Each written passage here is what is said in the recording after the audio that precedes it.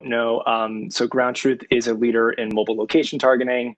And I figured that, since we're focused on mobile location targeting, we'll start off with kind of a fun icebreaker.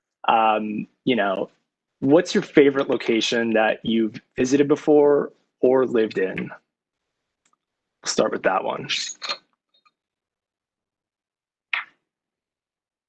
I think you're on mute, Ishita. Yeah. Wait, that didn't work either. Wait, say something. Can you hear me now? Yeah, we're good now. Okay, good. Hi. Lots of technical difficulties. Yeah, right. Thanks for having me here. Yeah, so my favorite location, I'm not a big traveler, to be honest. So I haven't gone a lot of places outside of the US. Probably, I think my longest travel is like Canada or Mexico. But my favorite place, believe it or not, is right here in the US. It's Lake Tahoe, one of my fondest memories. Nice. I've never been to Lake Tahoe, but high on my list. Beautiful. Hopefully one day when this whole thing passes. Awesome. How's it been going for you in quarantine? Are you, I assume you're working from home. Are you married with kids or anything like that? Yes, it's been a long time for me to work from home at this point. I'm counting those days, and I don't think we'll ever be back to normal. But yeah, I've got 3 kids. I'm married. I've learned in the last few months how to negotiate with my toddlers. I've got a 4-year-old, a 5-year-old, a 7-year-old. I've become really good at the art of negotiation. Yeah. Oh my goodness. Over the summer, I was at my parents for a bit down the shore, and my 7-year-old nephew came to visit. And for 2 days, I could totally sympathize with everything that every working parent is doing right now. It was pretty chaotic. So you guys are really doing a good job and keeping it all together. So kudos to you. Thanks. We need. Yeah, I know. Lots of wine, right? So you're a director of loyalty, CRM, and personalization at Taco Bell. Great brand. Can you give a little high-level overview of what the role encompasses and what your responsibilities totally entail? Yeah, so interesting enough, I joined Taco Bell during the pandemic. So I haven't really been to the office yet. Oh, man. I don't have wow. office. I don't have anything. I've just been working from home, so it's been great. So my role is really managing the loyalty program, the loyalty strategy that we've just launched, and also building out the CRM program. So that entails all the channel communications that we can get out to the customer from an owned perspective. And on the personalization side of my role is really to start targeting and being more personalized, driving relevant content, one-to-one content to the customer at the right time, at the right place. We need to be omni-channel and try to get to that customer in all of our areas within the brand. So lots of moving pieces, but really loyalty is around the customer, the program, CRM is around the channel, and the personalization is really the targeting. Yeah. On that note, what are some of the most some channels that have been very successful for you working in the loyalty and CRM standpoint in general? I know you're pretty recent to Taco Bell, but if there's other case studies or as well, or success stories.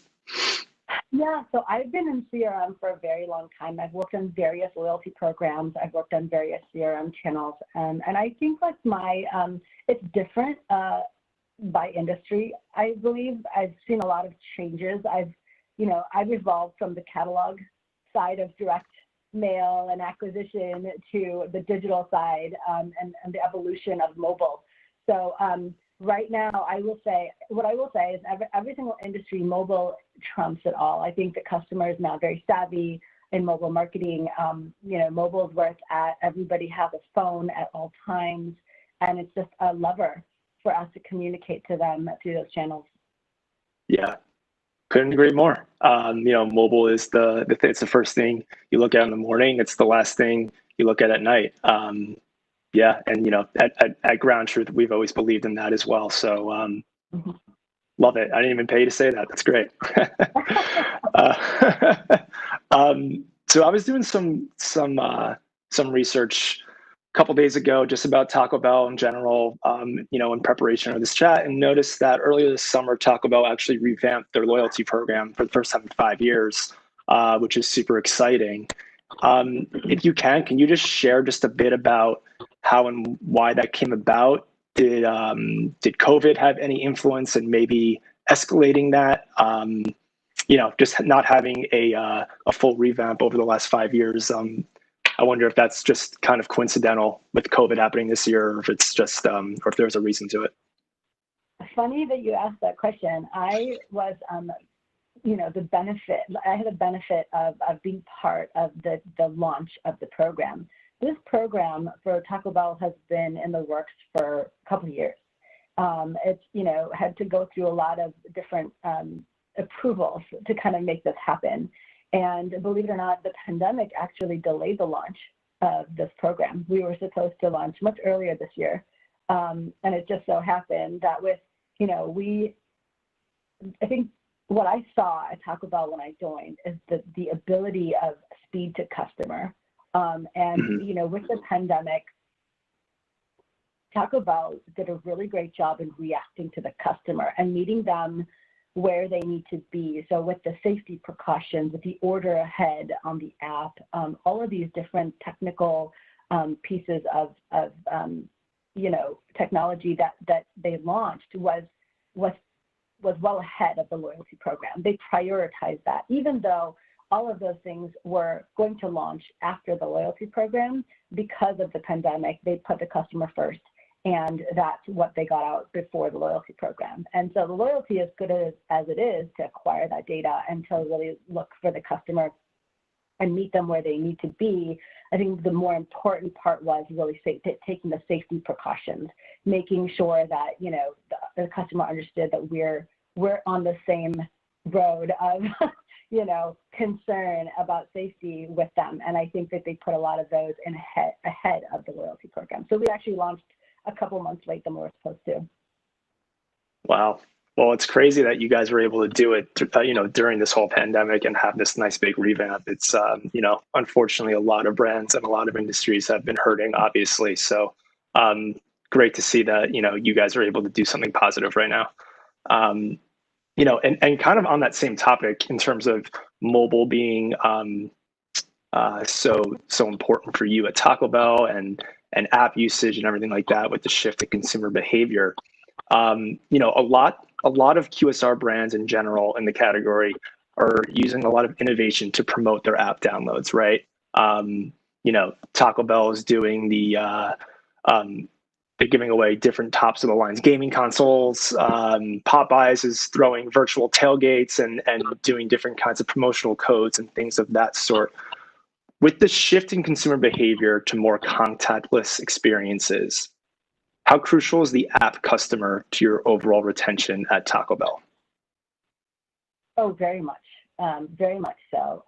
Just because the app is where the app is, like I said, when I earlier talked about the mobile channels being where the customer, is all the time, it was very important for us to make sure that all of the marketing that we've done is really to allow the customer to know that we're easy to use, we're right there for you, you can order ahead.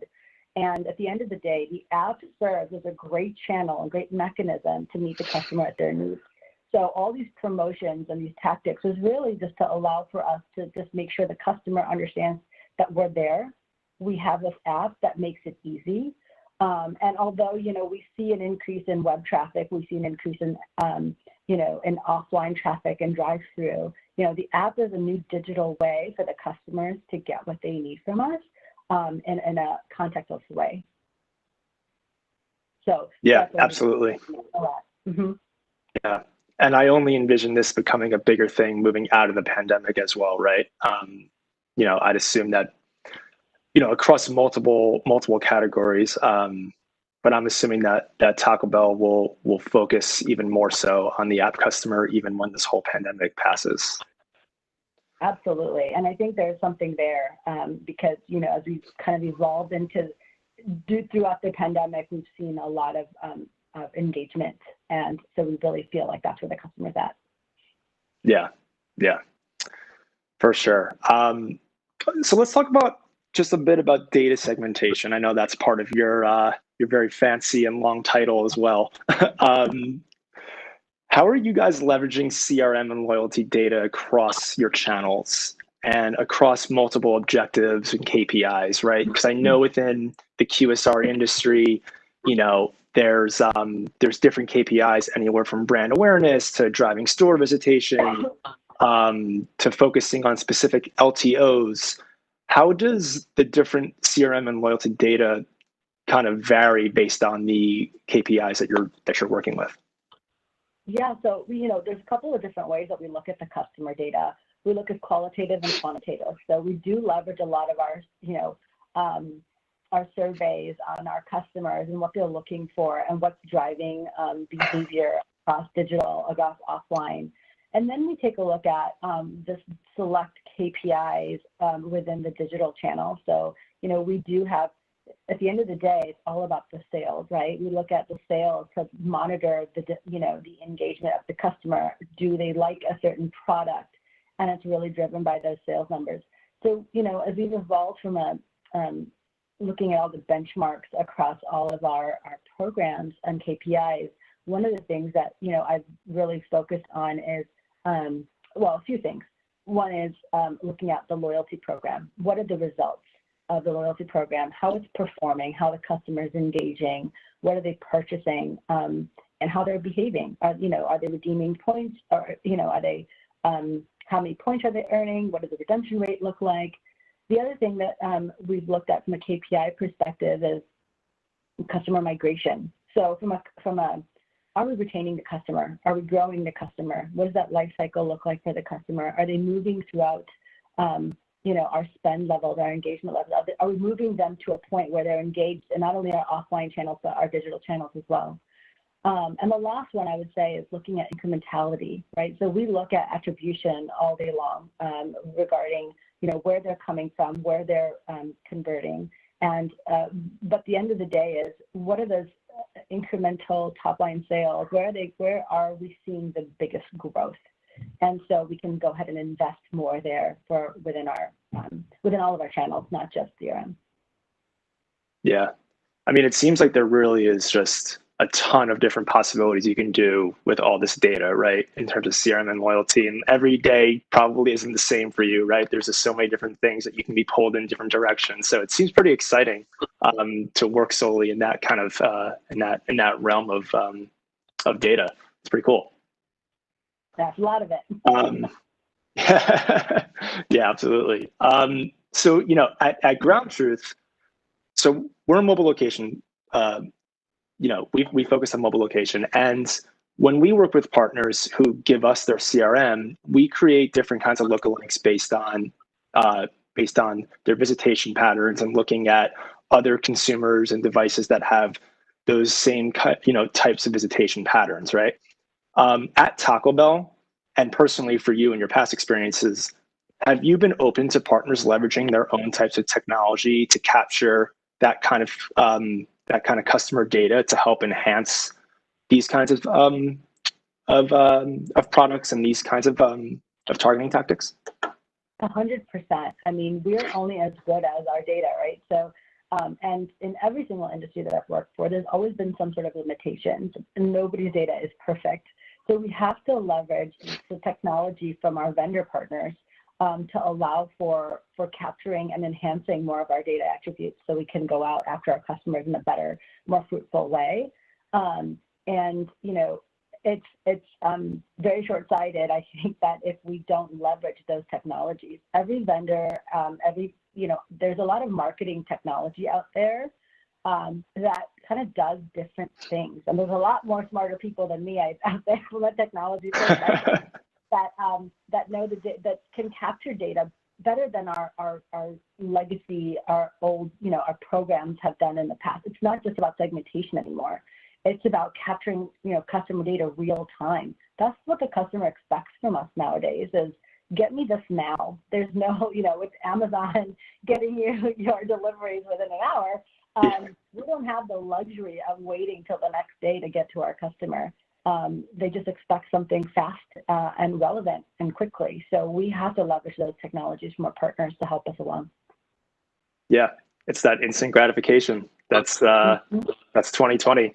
You know, you can get your groceries with a swipe. You can get your Taco Bell with a swipe. You can go on a date with a swipe. It's a pretty wild time that we live in. So you know, when Brand Innovators reached out to me to host this session and saw that I was moderating with you, obviously I creeped your LinkedIn profile for a couple minutes just to see what I was working with here before we chatted. And so prior to Taco Bell, you've worked with a handful of really big retail brands, right? For the audience watching, you know, it's been Nordstrom Rack, Home Depot, and Ulta Beauty, just to name a few. With such a prominent background in CRM and personalization across a diverse set of retail brands, right? How has loyalty and personalization evolved over the years in your eyes? And then also, how is your retail experience going to be a benefit to Taco Bell as a QSR brand? That's a great question. I love talking to. Yeah, can you hear me? I want to make sure you can hear me. Yeah. You're good. You're good. So I started out in the world of, I like to call it when data was the, you know, redheaded stepchild. And we were just trying to go out there and, you know, get everyone's personal information. And it was about customer acquisition is where it started from, right? So during the catalog days, my direct mail days, it was all about customer acquisition. And that evolved into, you know, I want to get from mass marketing to targeted marketing. Once you captured the customer data, I went into direct mail where we started to doing a lot more test and learn. We started getting more efficient with triggered direct mail. And then the evolution of from direct mail, I went to digital, I went to email, where email was a new world where, you know, we were expanding in the data. It was easier to capture data because, you know, you could go on the web and enter in your email address. A lot better acquisition efforts than a direct mail or a catalog program. And so, you know, as I've evolved my career in the years, you know, having that transformation where we went from the redheaded stepchild to now data has become the golden age. So it's the golden child. And now being able to leverage technology to, you know, enhance that is a whole another world that, you know, has been part of my life. So there's a very thin line now between marketing and technology. And so I've got to like up my game as I've evolved into all of the new, the places that I've worked, you know, from Ulta Beauty to Home Depot to Nordstrom Rack. I mean, all of these places, essentially, you know, we just got better with time. Technology got better with time. Our digital channels got better with time. So it's really helped me kind of see data in a whole new perspective. Loyalty has come a long way from, you know, the catalog days to the digital ways. And that's been just kind of like my journey across time. And so what I will, you know, to tag on to your second question, how does Taco Bell benefit? Now, I don't have any QSR experience, but, you know, the reality is my job is to focus on the customer. And regardless of the industry, if I have if I'm pointed to the customer and meet them at what they need and how they need it through my channels and through our programs, that's what a CRM marketer does. So regardless of the industry, it's about taking all of those experiences that I've had along all of my retail background and applying it to a QSR brand to elevate it and meet it, you know, meet the customer at the right place. Yeah, no, that makes total sense. And there's something you said there about how we're constantly evolving and technology is continuously, you know, kind of evolving in this whole industry. How are you thinking and leveraging what's next and growing customers and sales with new and evolving types of technology? I'm constantly learning. I don't know better than anybody else right now. Like I said, there's a lot more smarter people out there that are developing technology faster than I can even keep it up. So, you know, I meet with a lot of folks to talk to about their technology and how it can implement their systems and some of them have blown my mind away just based on, some of the AI algorithms and some of their real-time content captures. And so I'm a product of learning about all these technologies every day and the evolution of technology. And the more I know, the more I can find ways to apply it to our customer. And then I love hearing about use cases on how some of the technologies are supporting and meeting customer needs, and how quickly can we do that. So it's really about finding the right partner, right, to like help support the customer or the industry that you're in. Yeah, 100%. And it's really like a rejuvenating thing to work in this kind of industry that we're both in, where it's just you're constantly learning. No day is the same. Every week you're hearing new buzzwords and new things that are coming about.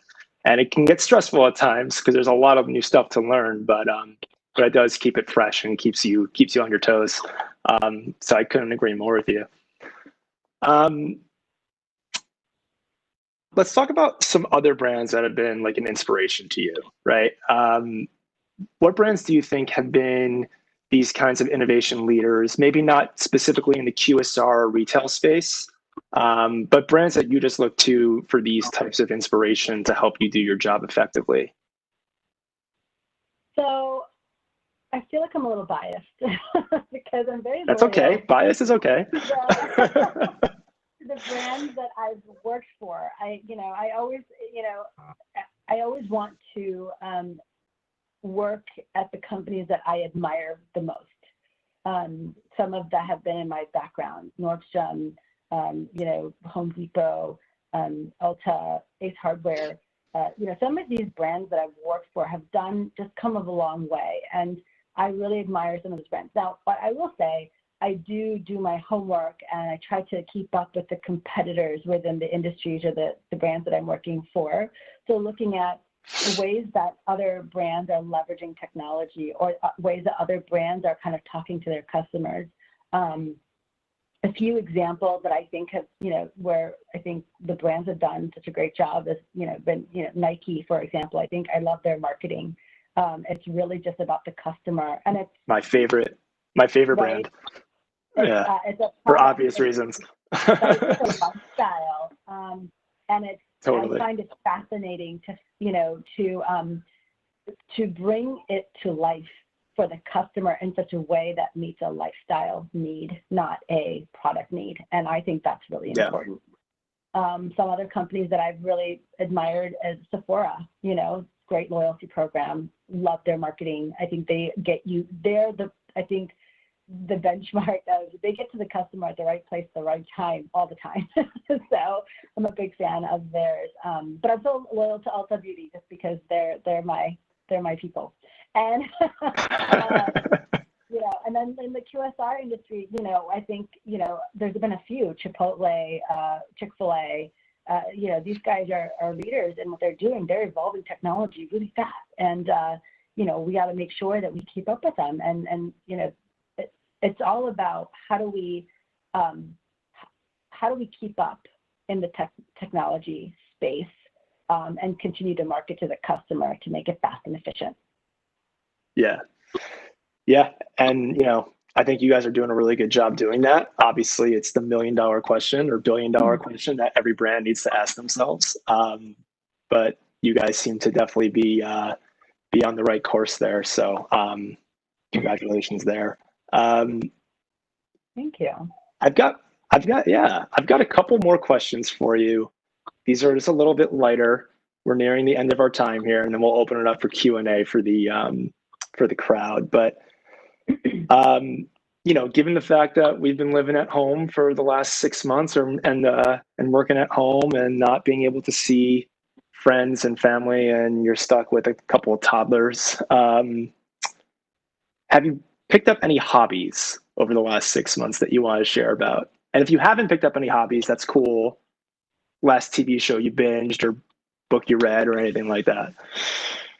I have, it's so limiting on the type of hobbies that you can pick up during COVID.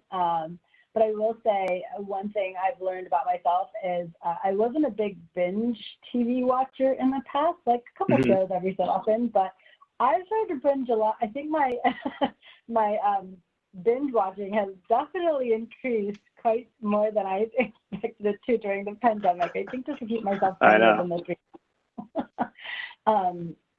So I would say that the last, the one that I'm kind of watching right now, or a couple of my favorites. I've been watching Designated Survivor. I'm kind of a big fan. It's like a fun show. It's like 24. This is you on edge. The Kiefer Sutherland show, yeah. Yeah, I love that show. And I just finished Cobra Kai. Wow, love it. Just love. Have you seen Cobra Kai on Netflix? I haven't, but I have watched The Designated Survivor. I watched the first couple seasons of it. I was a huge 24 guy, and I love like political espionage, like all kinds of books like that. So that's one of my favorites. That's so funny. Like surviving this industry day by day, like, or just the pandemic. What a relevant topic. Yeah, right. I know. Hey, you got to keep yourself on your toes.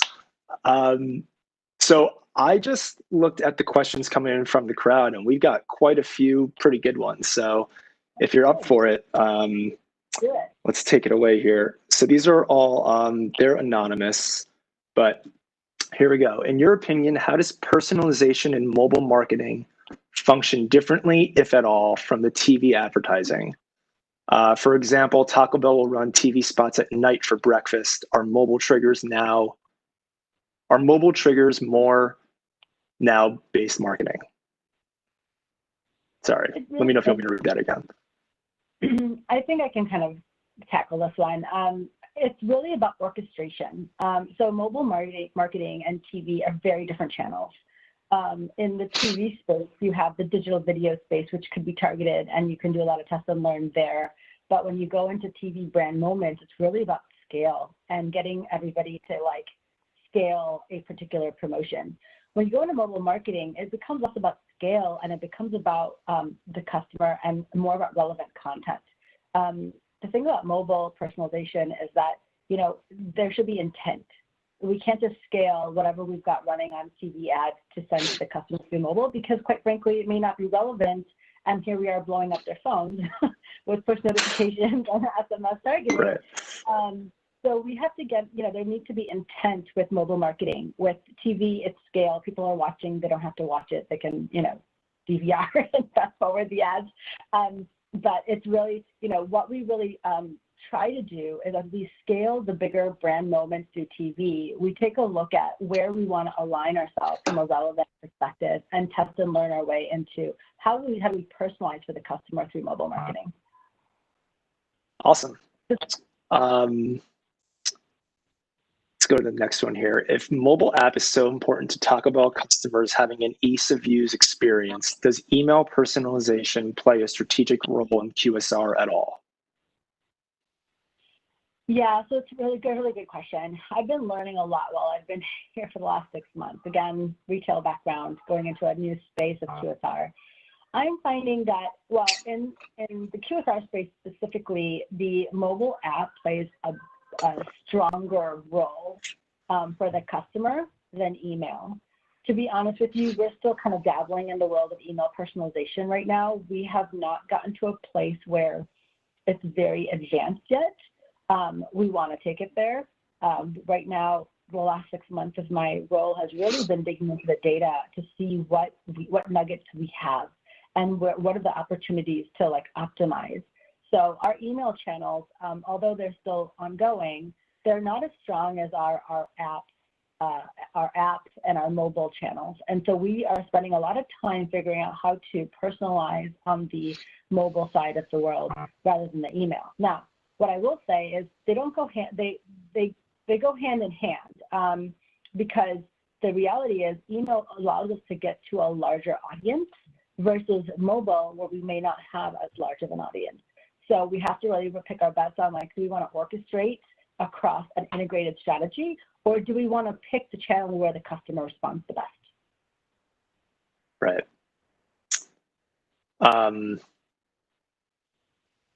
Okay, the next question is, can you define e-commerce, digital commerce for Taco Bell? Kind of Yeah, broad, so but okay. e-commerce for Taco Bell really resides in about 4 different channels. E-commerce is the website, it's the app, it's our kiosk, and it's our delivery. I mean, we consider all of that part of e-commerce because there's a digital footprint from all of those channels. That makes sense. And that's what it defines us. Yep. What do you see as the biggest future challenge to retail and e-commerce, and the biggest opportunity? Ooh, that's a good one. That's a really good one. I know, put me on the spot here. Wow. I know. A lot of things have, I guess if you were to ask me that question before the pandemic, it'd be a very different answer than like post-pandemic. Of course. But I wouldn't try to answer the question post-pandemic because that's the world that we live in today. I think the biggest challenge is with retail specifically, and even with QSR, quite frankly, like a lot of the sales are really based on stores and restaurants. It's about the human interaction of getting there, and that's where most of our sales are coming from. And so, like, to have that kind of removed or limited is, I think, the biggest challenge. So we have to, as retailers or as restaurants, we have to get very creative on how to better serve the customer without that store location or with a limited store capacity. And that's where digital becomes the primary focus. And that's what everyone is leaning in on. So everyone is upping their game from a technology perspective, but also from a supply chain perspective. How do we get all the inventory, or how do we get all of our products? From a restaurant perspective, you've got, just the food ingredients, and how do we take it to the next level that the customer feels, safe and good to go through a drive-through and pick up that food, versus going through the app, versus going through our website, or even just going into the restaurant itself. So those are some of the challenges I think that we're facing with right now. I think the biggest opportunity is how do we evolve ourselves? We've got to challenge ourselves as retailers and as in the QSR world. We have to challenge ourselves and prioritize what's best for the customer versus prioritizing what's best for the brand. And I think that's really important. And I think there's a lot of companies that know that, but sometimes it's harder to rewire a well-oiled working machine as it was in the past to reset to a new type of environment. And that's going to be our biggest opportunity, is how do we reset? Yeah. And sometimes it's probably easier said than done to actually achieve those goals. Right. Exactly. Cool. There's a couple more here. How can marketing and tech leaders structure their teams and recruit highly coveted talent for a new era that demands an increasing array of skill sets? So I have found these are good questions. I know, I'm really impressed right now. So I think there's a lot of talent out there. And right now there's more talent than ever. As you know, going into the pandemic, there was a lot of furloughs and people getting laid off from jobs, and really good talent. There's a lot of cutbacks on positions. And what I found is I hired a whole team during the pandemic. And I feel like we need to prioritize and bring that back, because the way that we're going to move forward is to build a team of people that are going to help us change the reset button, right? There's a lot of talent out there right now. The talent pool is more so than I think it's ever been before. And what I've been noticing a lot more on all of the, all of my LinkedIn is there's a lot more hiring going on. The hiring freezes have kind of subsided a little bit, and there's a lot more looking for talent to help support the digital strategy. And so I'm really impressed by that, because I do think that we need to reset. And it's showing that the industry is following that protocol. Where I saw there were a lot more jobs that were driven by operations, there's now more, it's changed to more of digital operations. And so it's interesting to see that change happen. But I feel like we have to invest in talent. There's a talent pool of people out there that know how to build this. And so I've been very lucky. And, when I was hired on, I was challenged to look at my organization and really look at how do we build this? And I was able to, I had a really great and supportive leader who helped support me in putting together, what I needed. And we were able to hire some really great people into my team. And guess what? We launched the loyalty program, and now we've got a lot more coming to us, and we've got lots to do. So I do think investment in people is the right approach. Yeah, definitely. I love that answer. Can see the passion coming just talking to the last couple of days. It's great. I also just want to give a shout out to the crowd here. You guys have been very engaging. Like a couple more questions just creeped in here, so we'll try to sneak them all in. Where are we? We are okay. When it comes to communicating with your consumers, how do you think about brand purpose, and how does that impact your approach to marketing? Well, there's two things, right? So from a marketing perspective, there's two trains of thought. Brand purpose is the overall umbrella of what we're trying to achieve, and what are the things that we're kind of we're putting out there that is important for the customer. So all of our LTOs and all of the brand moments to really engage those customers. My point of view is I take that into account, and we laddered that up into a customer approach, all about orchestration of, do those brand moments help support a customer strategy? I think that's what we need to be looking at it through the lens of. And so, Xbox is a great example, and some of the other things that we're working on towards the later half of the year. It's all about taking those brand moments and integrating it into a customer strategy. Yeah. I think you kind of tapped into this next one a little bit earlier, but we can ask this question and maybe you have a slightly different response. Taco Bell has many different demographics and psychographics that fall into their target customers. How does that pose a challenge for CRM and personalization compared to traditional media buying, such as TV, which personalizes broader? Yeah, and that's kind of where we're at right now, is we're learning this. We haven't cracked the code yet. We're working through that. We want to scale. That is the goal. When we scale, we have realized that those channels that help us scale drive a bigger digital footprint for us, rather than us, just going at one customer at a time. But the goal of customer is measuring the customer lifetime value, and that's what we plan to achieve through our loyalty program. And how do we take that program and now ladder it up against those brand moments and do those TV ads and looking at the overall brand umbrella, is how do we now take that into loyalty? How do we then now personalize for that customer?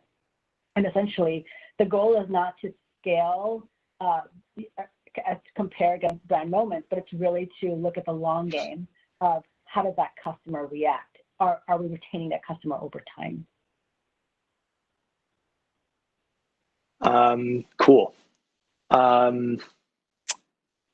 Looks like we have a couple more. Every time I say we have a couple more, a few more always trickle back in. This is great. Also, we have about 10 minutes for everybody in the crowd. Get your questions in now. And for Ishita, we'll let you go in 10 minutes. In the age where food delivery apps are controlling a bigger piece of how your customers interact with your brand, what are you doing to ensure that your online customer experience is on par with your standards? Yeah, so it's a good question. There's a lot of conversation right now with our delivery aggregators. There's not much I can talk about that right now because there's still conversations that are happening with our delivery aggregators. But we're working with them to make sure that we can help support an overall strategy versus looking at, one delivery aggregator at a time. So Lots of conversations there. I probably can't go into too much detail in that arena, but yeah, just know that we are working with them to align with our overall strategy. Awesome. And as of right now, this is the last question. So we'll make it a good one, unless one creeps in at the last minute. What are the top 3 brand mistakes companies are making right now? Well, define a brand mistake.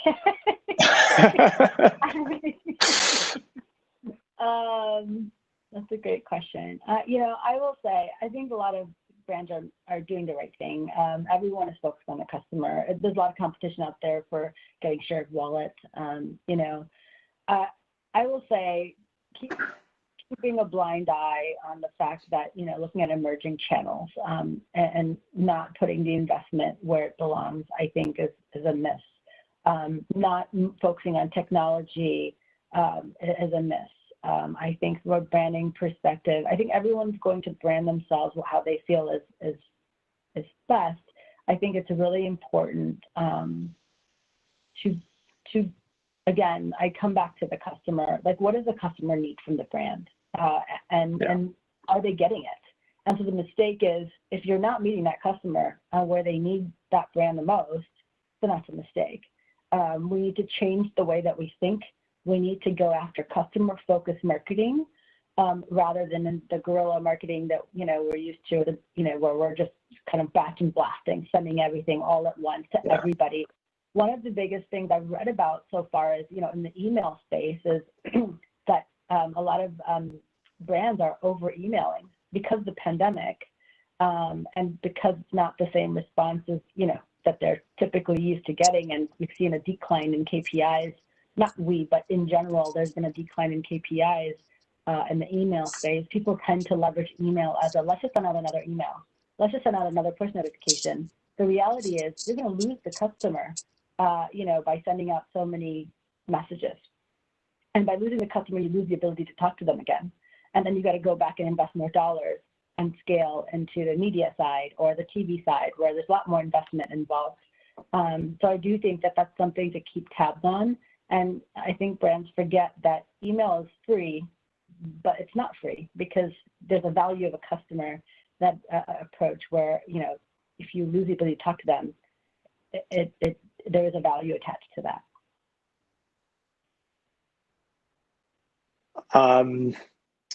Well, that's a great response and a great wrap. I saw Jason just joined.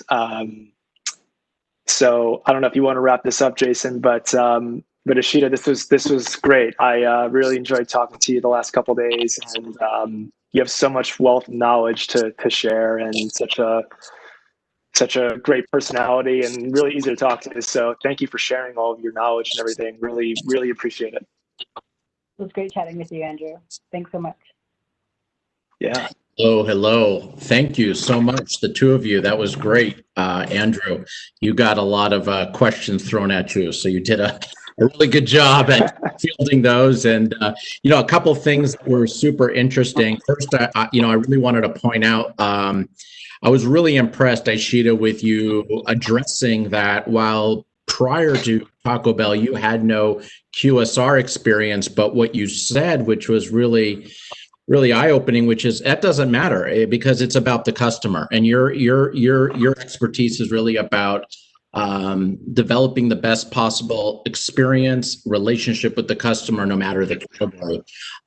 So I loved hearing that, which is also something you also said, which was we don't approach no matter what's. It's more important about what's important for the customer versus what's more important for the brand. And I'd like to argue that, it's Taco Bell is such a culturally driven company that I would say that Taco Bell customer is your brand, and something to think about for the future. So thanks again for joining. Andrew, thank you so much for moderating this session. It was great to see both of you. Yeah, thanks for having me. Absolutely. Bye, guys. Bye. All right, that's fantastic. For all those who are joining now, welcome to our day on growth marketing and data-driven decisions hosted by our friends at McAfee. We're going to move now into our next session, and here I'm happy to introduce another member of the Brand Innovators Lab's Innovation Advisory